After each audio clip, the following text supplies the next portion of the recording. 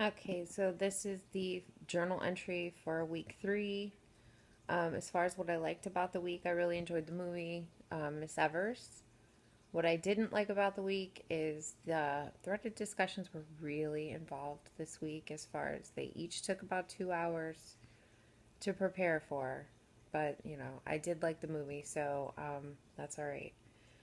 I learned about syphilis this week. I learned a lot about Big Pharma and how what an impact the I don't know what I'm trying to say, but basically, we try. I just kind of always believe that you trust what your doctor says, and that's just goes without question. But after watching this movie and seeing how not only the doctors are manipulated by big pharma, but also how the doctors can manipulate the patient to sort of do what they need them to do, it just really opens my eyes as far as what is the driving force when a doctor prescribes you a specific medication.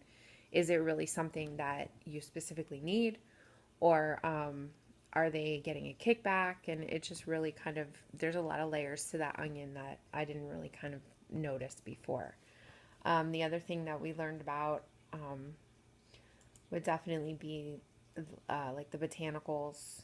Um, I've always been very interested in homeopathic remedies and natural remedies, and I think that could be a really good thing. But also, it's really important that the doctor is notified of whatever botanical treatments or homeopathic treatments you're on, because that can have an effect on whatever medication you're taking. But overall, I personally take a lot of medications for different ailments, and it just makes you really realize that maybe there is over medication happening, and maybe hypertension and things like that. There might be some safer, better treatments that I would like to look into.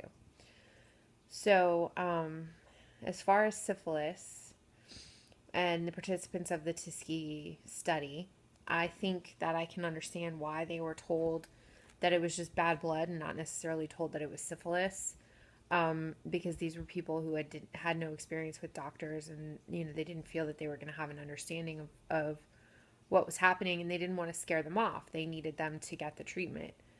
I can understand that to an extent, but I think at some point it was very irresponsible not to share the facts with them. And I think I would have told them, in layman's terms, this is what we need to do and how we're going to treat you. But by the way, this is what it's called, and this is the medical side of it, and really educated them. That was an opportunity missed that they had to be able to educate these men about what this disease was and how it's contracted, and potentially stop the spread. If they had known that it was a sexually transmitted disease, then perhaps that would have changed things a little bit. So, syphilis is a bacteria infection that is spread through sexual contact, and it is a sexually transmitted infectious disease. The Spirocate Treponema pallidum is what causes it. And it goes into broken skin or mucous membranes, usually in the genitals. There are 4 stages of syphilis. You have primary syphilis, and that usually appears within 2 to 10 weeks of exposure. You get red sores or canker sores that develop in the site where the bacteria has entered the body, and it's often painless, but it may develop into an ulcer that secretes clear mucus when disturbed. They usually appear on the penis, the anus, the rectum in men, and the vulva cervix in between the vagina and anus in women. Less commonly on the lips, hands, or eyes, and sores in the vagina may go undetected if not seen. Swelling and hardening of the lymph node and inner thighs in the groin is common, and lesions usually heal without treatment in about 6 weeks. Secondary syphilis is when the pathogen is spread to the blood, skin, liver, joints, lymph nodes, muscles, and brains. A rash will appear within 6 weeks to 3 months after the canker is healed, and the rash may cover any part or all of the body. They usually erupt on the palms or the soles of the feet, and it does not itch. There will be also more lesions in the mucous membranes of the mouth, and the disease is very infectious at this point because the bacteria are present in the secretions from the lesions. The rash usually heals within 2 to 6 weeks, and other symptoms would be sore throat, fever, fatigue, headache, neck ache. And a significant number of patients don't even get symptoms at this stage. Then you have the latent stage. This is the asymptomatic stage, and it occurs in 2 phases. Within a year of infection, and it follows secondary syphilis. Latent is non-infectious. The bacteria remains inactive and dormant in the lymph nodes and spleens. The latency can last from 3 to 30 years and may or may not progress to tertiary syphilis. Only about 30% of people infected persist in a latent state.